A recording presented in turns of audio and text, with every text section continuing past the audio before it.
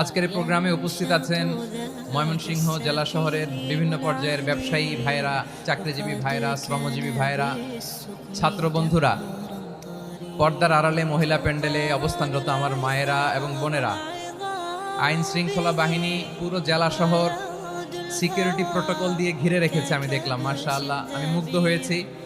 এখানে joint ভেঞ্চারে security protocol কাজ করেছে।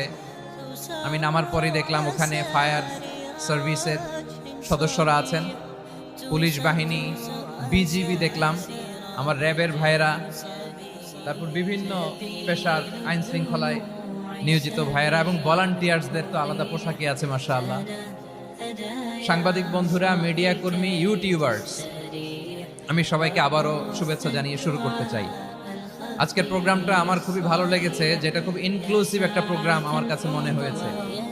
সব জায়গায় আমি বলি যে দল মত নির্বিশেষে কোরআনের প্রোগ্রাম এটা সবার প্রোগ্রাম, ঠিক কিনা বলেন?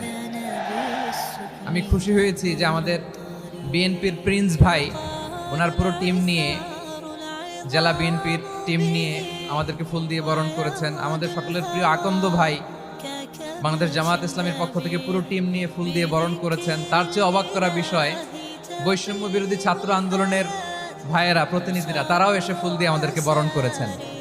তার মানে ময়মনসিংহের এই স্টেজ হয়ে গেছে পুরো বাংলাদেশ,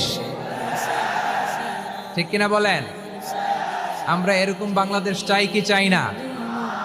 যেখানে ভেদাভেদ থাকবে না, মারামারি থাকবে না, এক ডাকে আমরা একত্রিত হব। সবার আগে দেশ, আওয়াজ করে বলেন, সবার আগে কি? দেশের প্রশ্নে আমরা ঐক্যবদ্ধ। এই যে 24-এর ছাত্র নাগরিক অভ্যুত্থান, এরপরেও যদি আমরা একত্রিত হতে না পারি, এটা আমাদের জন্য আফসোসের। সো এই যে অন্তর্ভুক্তিমূলক ইনক্লুসিভ দলমত নির্বিশেষে আপনারা সবাই আজকের স্টেজে একত্রিত হয়েছেন, আমি খুব খুশি হয়েছি। আমি সবার জন্য প্রাণ ফেলা দোয়া এবং অভিনন্দন জানাচ্ছি।